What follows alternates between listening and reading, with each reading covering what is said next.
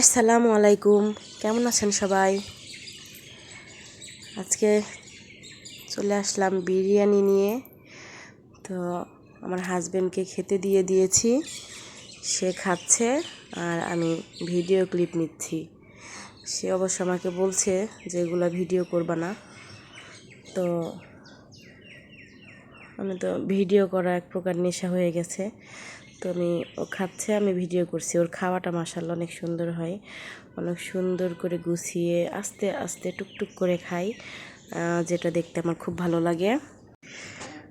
বাবার সাথে মেয়েকেও খেতে দিয়ে দিয়েছি, বাবা মেয়ে একসাথে খাচ্ছে।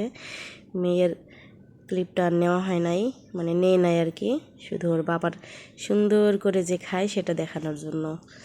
তো আজকে বিরিয়ানির সাথে